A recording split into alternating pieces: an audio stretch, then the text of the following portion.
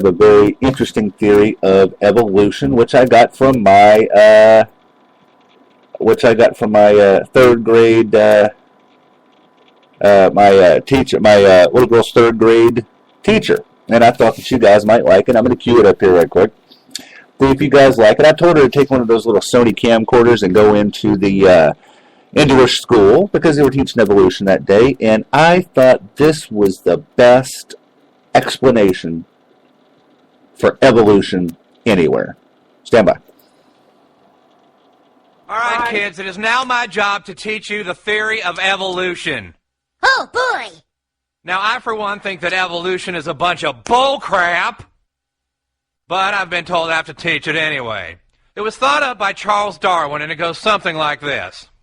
In the beginning, we were all fish, okay, swimming around in the water.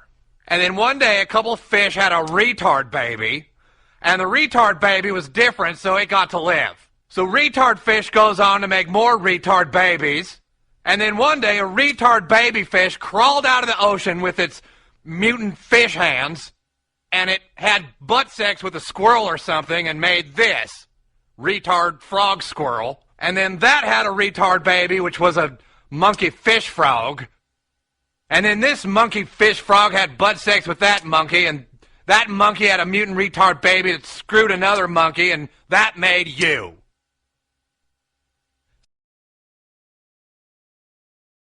Monkeys having butt sex with a fish squirrel. Congratulations. It was a monkey fish frog. And then this monkey fish frog had butt sex with that monkey, and that monkey had a mutant retard baby that screwed another monkey, and that made you. So there you go. You're the retarded offspring of 5 monkeys having butt sex with a fish squirrel. Congratulations. I can't take it That is perfect.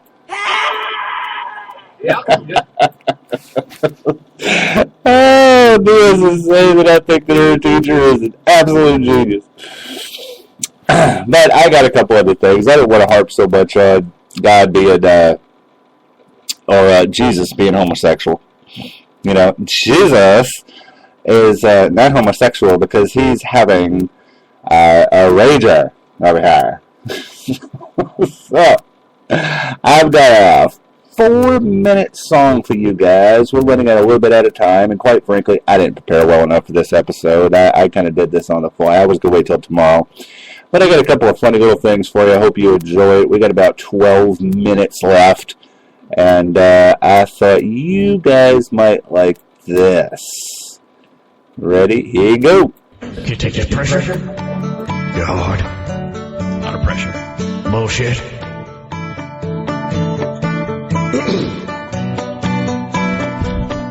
Yes. All right, here we go.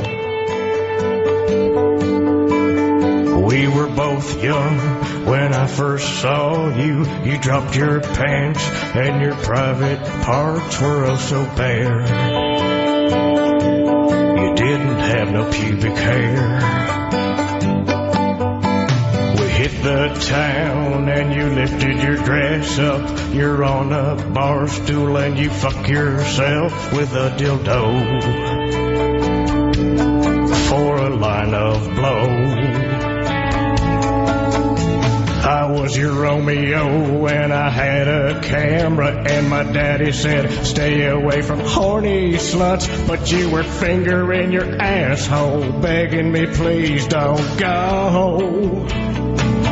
And you said videotape me giving a horse fellatio, zoom in close when I swallow his big load. We'll start a website, we'll make it triple X, a hardcore love story.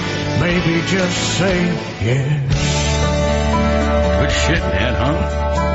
I bring you back to my bedroom to film you. You spread your legs, then you let me see your big surprise. You shove a football between your thighs.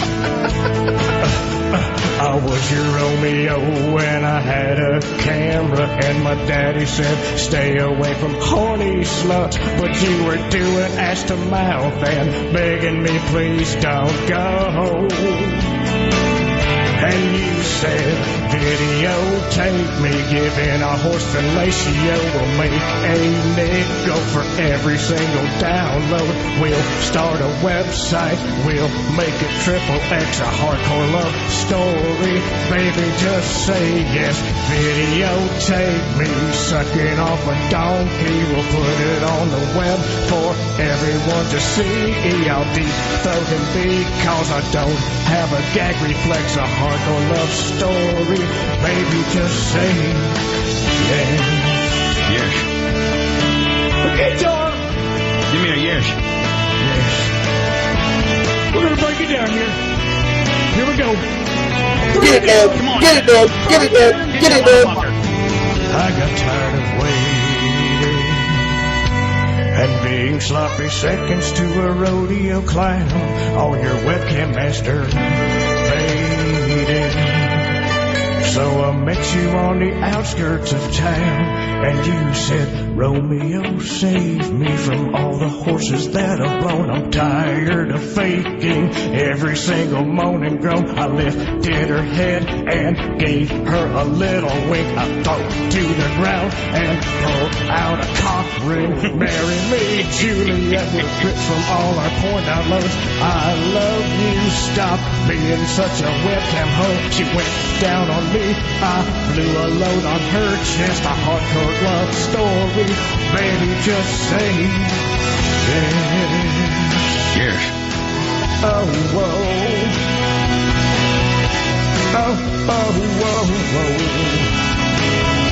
Bring it home. Bring it home, kids. We were both young when I first saw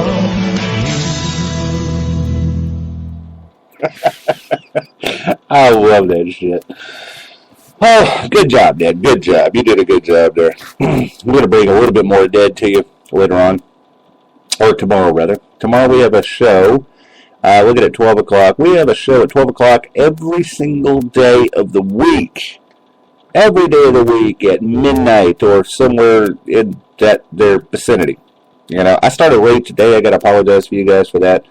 But, you know, I was trying to get somebody to listen to this, a very, very good friend of mine. It looks now that we have, I don't know, probably about 1,500 listeners, something like that. So I want to give a shout out to Miss Heather Martin. So if she's listening, and as soon as I can find a way to hook up a phone to this bastard, I'll have some guests on for you. I know people. Shit, I'm special. So... Anyway, for the last 7 minutes, I was looking up some other stuff about, you know, about Jesus, you know, absolutely, without a doubt, you know, that not only was he gay, but he said some were born gay. Some Christians confidently assert that God did not create homosexual people that way. They weren't born that way. Something in life turned homosexual people to homosexual.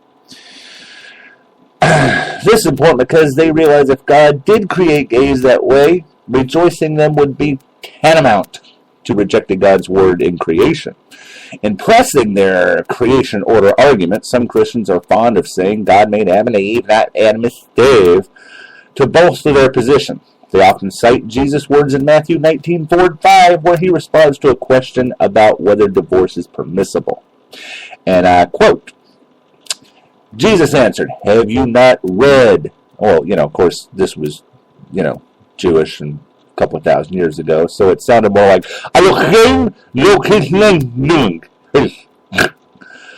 Jesus answered, have you not read that the one who made them at the beginning made them male and female, and said, for this reason a man shall leave his father and mother and be joined to his wife, and the two shall become one flesh. Therefore, what God has joined together, let no one separate. Well, that's just fucking divorce. And back then, you actually, you know, married for life. So, you know, times are changing. So, from these words, some Christians draw the conclusion that heterosexuality is a common norm, and thus heterosexual marriage is the only legitimate way for people to form romantic relationships. Ironically, Jesus' own words in this very same passage refute those conclusions. As the dialogue continues past that, you're going to get past that, past Matthew 19:4-5. Jesus' disciples are disturbed by his strict teachings on divorce. The disciples say that if divorce is not a ready option, perhaps it would be best for a man not to marry a woman. Jesus responds, and I quote, okay, I'll do it in English. Not everyone can accept this teaching, but only those to whom it is given. For there are eunuchs, that fucking word I can't pronounce, who have been so from birth. That's Matthew 19:11 through 12. Hey! And there are eunuchs who have been made eunuchs by others. And there are eunuchs who have made themselves eunuchs for the sake of the kingdom of heaven. Let everyone accept this who can. Booyah! Booyah, you motherfuckers! Was that right? Come on, kids. Was that right? Thank you. Sit there and listen to Uncle Michael. All right. I think Jesus here identifies 3 classes of men who should not marry women. Taking his categories in reverse order, first, there are those who have made themselves eunuchs for the kingdom of heaven. These are motherfuckers that cut their own dick off because they think it's the right thing to do. Those who forswear marriage and better serve God. Second, he mentions that those who have been made eunuchs by others, an apparent reference to castrated males. But Jesus mentions a third category, eunuchs who were born that way. Some might argue that Jesus was referring to males born without testicles, but this would be extremely rare. Moreover, this interpretation ignores how the term born eunuchs was used in the literature of the time. Okay, Christians, just say, okay, you're right. Okay, I'm going to convert. I'm going to go be gay now because it says so in the Bible, and I'm repressing these feelings anyway, and this is what I'm going to do. So there. But that's the whole case. That's my proof. That's my undeniable proof. I mean, that's what it is. I mean, you know, you can't deny that. And I would appreciate it if you stopped denying it because it irritates me and pisses me off, and I'm right and you're fucking wrong, and you Christian backwards ass Republican assholes should just, you know, let it be, let it go. It's okay. All right, we're going to leave now. We got 2 minutes and 21 seconds, and being nice, you should always do. So join us every day, 12 o'clock noon. This is the Atheist Agenda. You can also find us on Twitter, Facebook, Bloggy, Central, Tumblr, all kinds of shit. I'm on everything. So I'm going to leave this in remembrance of Heather Martin, and I know that if she is listening right now, that she's going to be singing this song in about 2 seconds. Thank you, and love you all, and we're out of here. We'll see you tomorrow night.